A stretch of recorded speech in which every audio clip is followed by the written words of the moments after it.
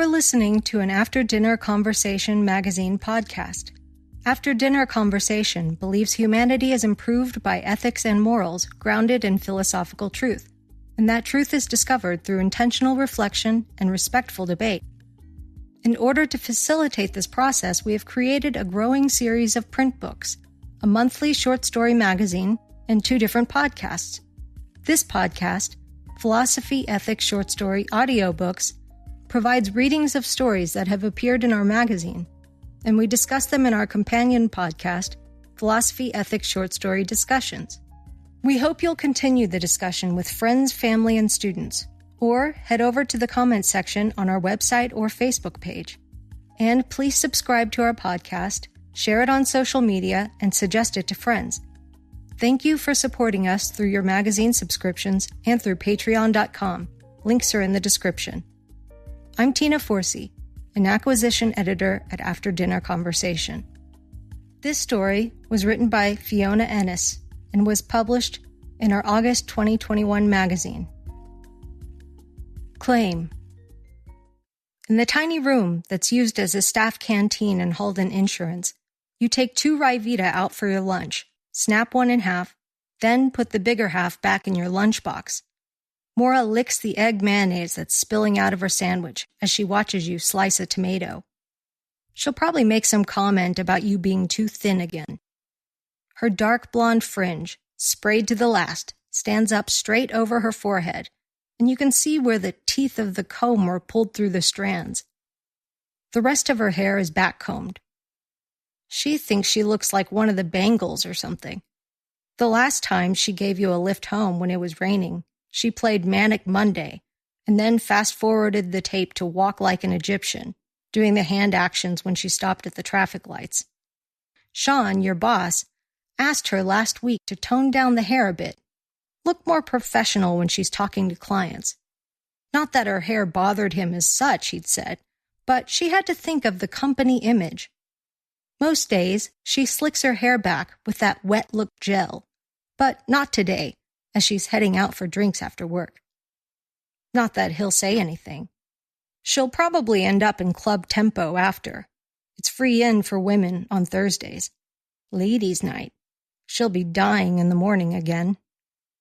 The kettle shudders on the countertop and clicks just as Sean walks in. His jacket is hanging off him.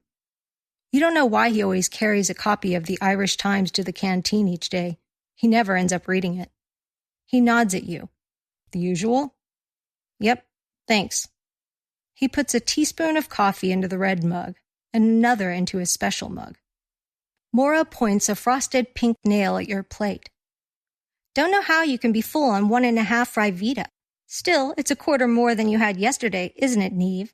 And Sean, since you're asking, I'll have a cup of 2.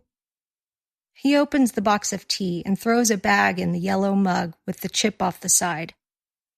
Sure. That's why she's so lovely and thin, isn't it? Maura raises her tadpole eyebrows. He smiles at you, and his eyes graze over your legs. You pull at your pencil skirt a bit. Then he says, Did you know Greta Garbo used to insure her legs for millions? Maura puts down the crust of her sandwich and takes out a penguin bar. Yeah, I heard Tina Turner does that. Don't know if it's true. Imagine if we got a call from someone around here asking for that. He brings over the coffee. When Maura looks at him, he goes back for her tea. As he sits down beside you, you move your chair and say, Imagine the actuaries working out that one. He laughs. I don't think the premiums would be too high somehow. Maura is in the bathroom, fixing up her makeup before she hits the pub. The office phone rings. It's 10 to 5. Typical. This had better not hold you up. Your stomach is growling, and you have to do your aerobics video before dinner. You say, Hello, Halden Insurance. Neve speaking. How may I help you? A woman's voice says, Neve, glad I got you before closing. It's Margaret, the bishop's secretary. What can I do for you, Margaret? The diocese is a huge account. This could take ages. Well, we're trying to insure against all sorts of risks. There are a lot of people against the church these days. Dreadful, isn't it? You're glad she doesn't know you voted in favor of legalizing divorce last year. Not that the referendum passed. Sean had told Maura not to be attending those pro-divorce protests in town, in case it got back. He doesn't know she headed off on the bus to that rally in Dublin, bringing all the flyers with her that she'd copied on the office machine. Margaret's voice is barely loud enough to hear. People are making all sorts of allegations against a few of the priests. Imagine after they've given up their lives for the church. We'll have to take out some unusual cover in the interests of the diocese, and the priests too, of course. Right. What kind of policy, Margaret?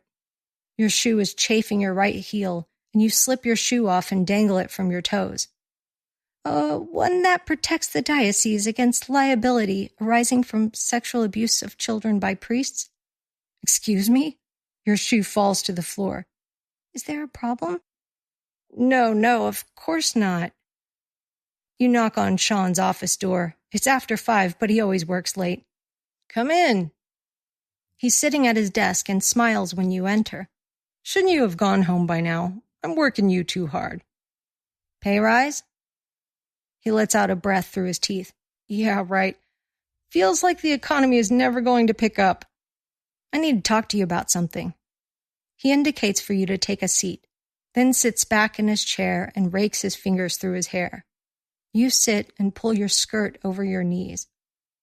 I just got a call from Margaret, the bishop's secretary. Oh, yeah? How are you going to put this?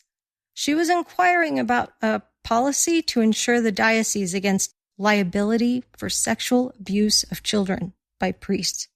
What's that now? He sits forward and puts his hands on the desk. A policy to protect against liability for sex abuse of children by priests. Right. He rubs his forehead. So what do we do? Do? Like report it? He taps his pen on the desk, then stares at it for a moment. No, we won't be doing that. They could be near kids. Neve, we protect against liability. Just because we insure a house against fire doesn't mean the house will go on fire. This is just protection in case claims are made. Insurance 101. You don't believe that. I do. Anyway, this is confidential. You're not to mention it to anyone. He cannot be serious. He says, I mean it, Neve. I have to. His neck is mottled. You can't cast aspersions on people's characters, least of all on our clients. You'd better keep it to yourself. Then he opens a desk drawer. I've a stack of CVs here from girls just like you. You'd have no prospects on the dole queue. You know yourself, factories are closing up and down the country. You watch as he closes the drawer. It feels like it happens so slowly. Then he looks at you, like really looks at you. Neve, I don't want to lose you. Just do the paperwork tomorrow. There's a good girl. But keep any documents relating to it out of Maura's sight. You know what she's like. You get up from the chair and close the door behind you. After the 40-minute walk home from work, you let yourself into your bedsit. You hate waking up in the same room as your fridge and TV, and the rent is pretty high considering the flowery wallpaper is peeling and the carpet is lifting away from the skirting board. A loud grumble comes from your stomach, but you've always been like that, wanting to eat because something's eating you. You preheat the oven, change into your t-shirt and tracksuit pants, and rewind your Jane Fonda video. This should take your mind off things. By the time the video is over, your dinner should be ready. You take a lean cuisine sweet and sour chicken out of the freezer. At least you don't need a microwave for this flavor, or for the chicken fried rice one, even though the rice sometimes gets hard in the oven and tastes like little pellets. Still, at least you know what's in them. 300 calories. So 2/3 of it today equals 200 calories. You've learned not to leave the third you don't want on your plate. Well, it's not that you don't want it, but you always put it in the bin before you even sit down. You peel off the film, pop it out of the container, and put it in the oven. Then you move the tiny table and chair nearer your bed so you can do your workout. You do your waist whittlers, and even though you're sweating and trying to concentrate on the exercises, you keep replaying that conversation with Sean. Maura would have stood up to him, and she would have done something already. Why are you so useless, utterly useless? You put your mat on the carpet to do your inner thigh exercises. You hate these. You do 2, then you stop doing them and just lie there, even though Jane is being really encouraging on the TV. You stare at the big brown stain on the ceiling, just near the light, then get up and turn off the video, not even noting where you were on the tape. You've never stopped it partway through before. When your dinner is ready, you sit down. Don't even bother scraping off the third you don't usually eat. You plow through it, rather than your usual slow mouthfuls, and when you've finished, you can feel it just sit there.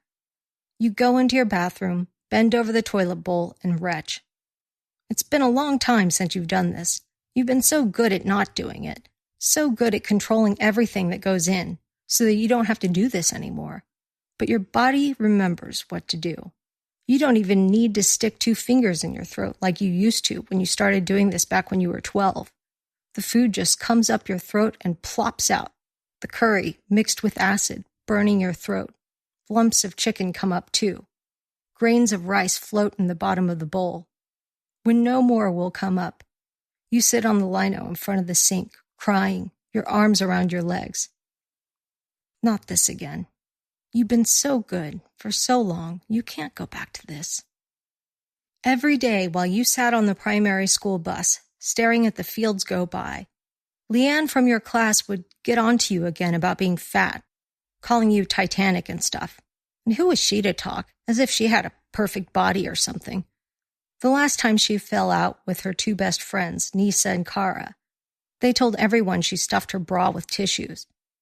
Not that they were all that either. Kara had 1 blue eye and 1 brown eye, and Nisa's hair was always greasy. They weren't too bad to you, though. Didn't really call you names. But they laughed along with Leanne just the same. The day before you'd started making yourself sick after eating, Leanne had sat behind you on the bus and called you names, while you'd stared at the gloop in the corner of the black rubber around the window.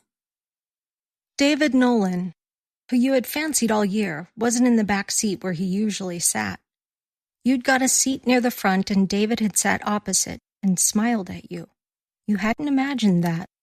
He'd been looking at you in class for the past few weeks, but on the bus that day, when Leanne started calling you fatso really loudly, he'd got up and walked to the back seat to the rest of the cool 6th class crowd who'd picked old cigarette butts off the ground that were there from the town runs and smoked them.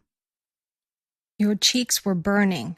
You didn't want to go on like this anymore, wearing an enormous skirt with an elasticized waist. Your mum was always on you about your weight, and even your auntie, who usually nudged her to stop, kept telling you how she had lost loads of weight by walking every day. So you decided to get off the bus early and walk a good part of the way home. Alan, the bus driver, could drop you at the sign that said 3 miles to your townland. That would be a good start. Your stop was the last one on the journey home every day. Leanne's stop was the second last, and her house looked run down. Her mum had run off with someone. Everyone knew that, even though she said her mum was modeling in Paris. Every day for the last part of the journey, when everyone except you and Leanne had left the bus, Alan, the driver, asked her to sit in the front seat and chat to him. He was in his 30s, which seemed ancient back then. He was always kind to you, though. When you reached the sign for your townland, before he'd called Leanne up to talk to him, you'd said, "Can you let me off here?" He'd said, "Why?" "I want the exercise."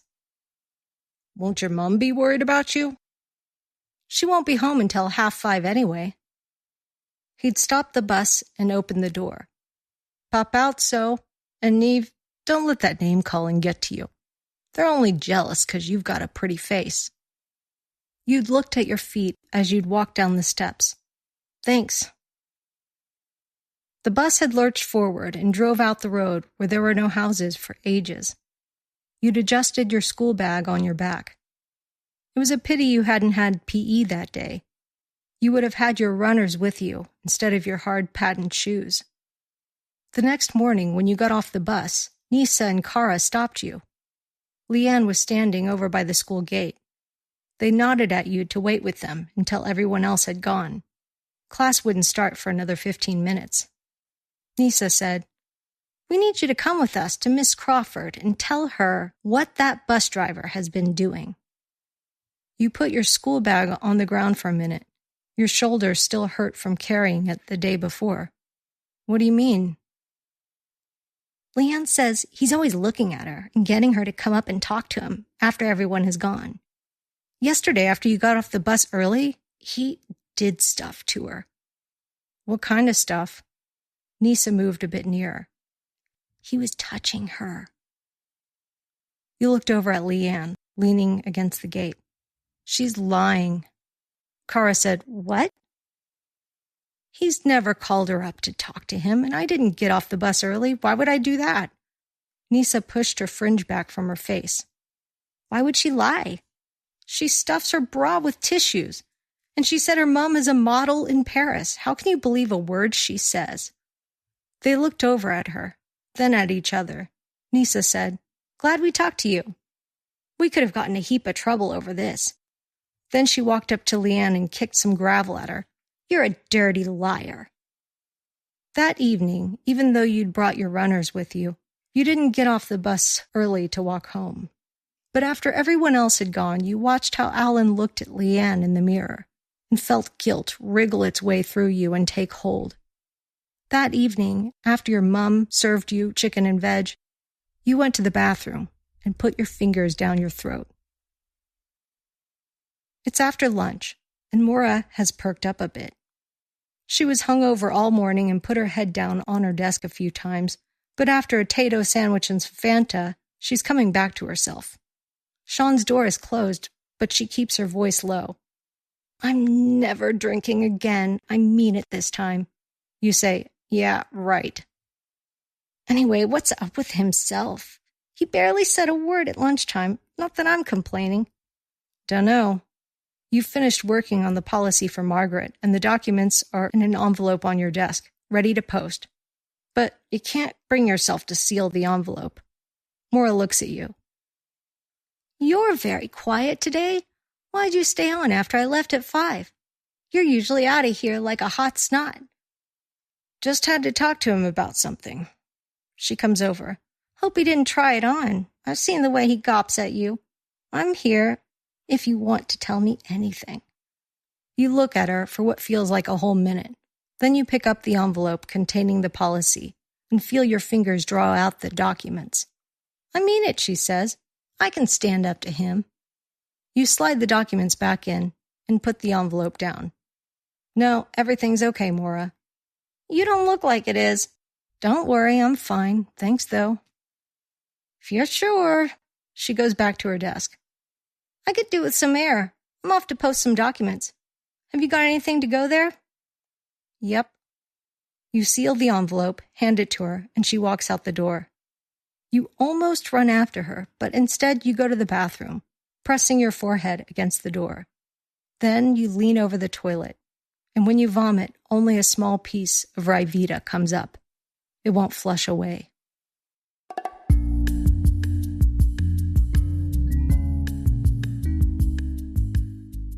Discussion questions.